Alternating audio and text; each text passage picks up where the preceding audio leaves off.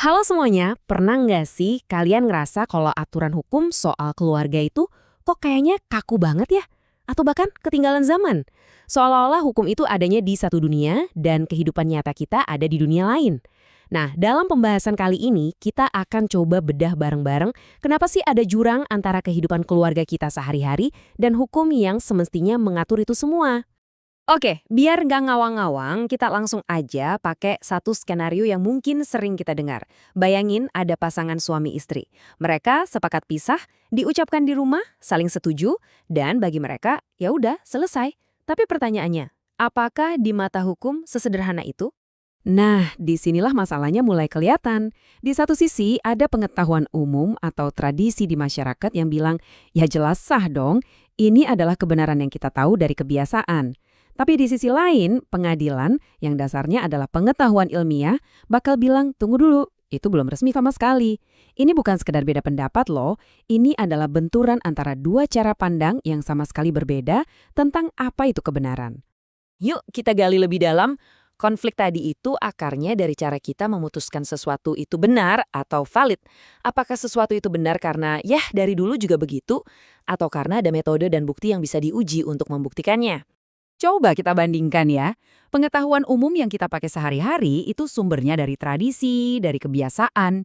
Siapa yang jadi panutan? Ya tokoh masyarakat. Dan kebenarannya didasarkan pada keyakinan. Pokoknya begitu, titik. Nah, beda banget sama pengetahuan ilmiah yang jadi basis hukum. Sumbernya harus metode yang jelas. Otoritasnya itu data, bukan orang.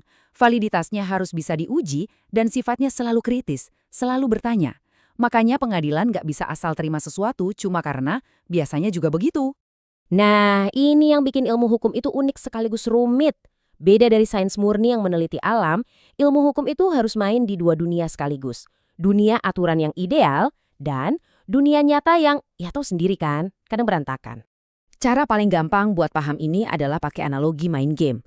Ada dunia Das Sollen, ini adalah buku aturan permainannya. Jelas, tertulis, ideal. Seharusnya begini, seharusnya begitu. Terus ada dunia Das Sein. Nah, ini adalah cara orang beneran main di lapangan. Kadang ada yang curang, kadang ada yang nggak tahu aturannya, macem-macem deh. Tugas penelitian hukum itu yang menjembatani antara si buku aturan dan cara main yang sesungguhnya. Dan ini dia poin yang paling penting. Beda sama ilmu sosial yang mungkin tujuannya cuma mengamati dan menjelaskan, oh orang-orang ternyata begini. Penelitian hukum itu punya tujuan akhir yang beda. Dia menilai apa yang terjadi, terus bilang, ini nggak benar nih, harusnya diperbaiki, dan ini caranya.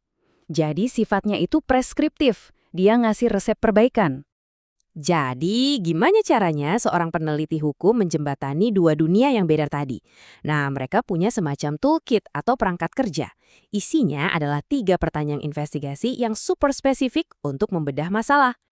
Langkah pertama, yang paling dasar adalah kembali ke sumber utama. Aturan main ini sebenarnya bilang apa sih?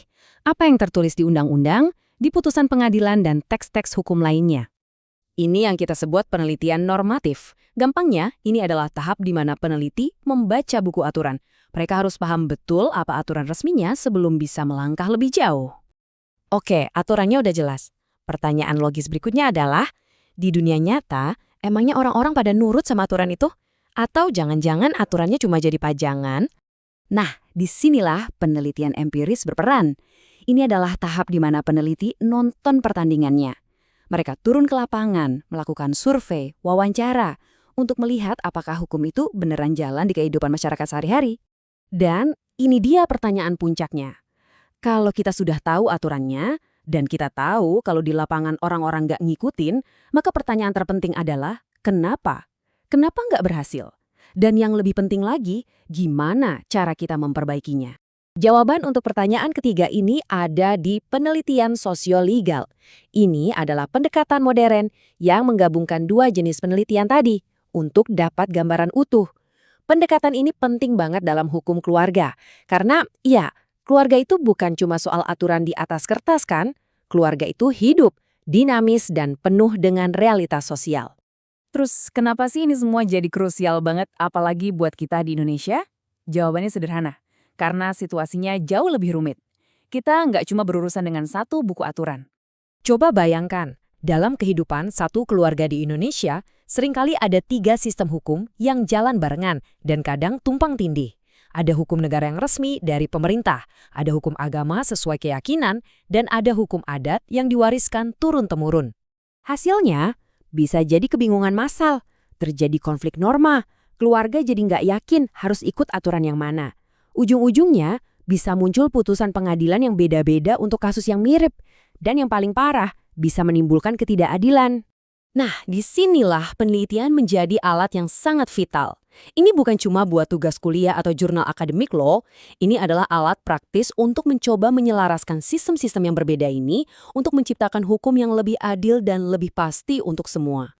Dan jangan pernah berpikir kalau bidang hukum keluarga itu statis atau membosankan.